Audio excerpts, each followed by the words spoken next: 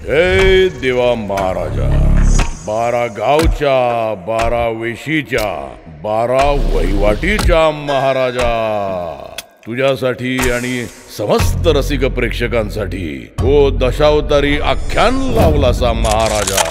सगळे पार्टी रंगून तयार असत. आता या खेळाक रंग चढू पयो महाराजा.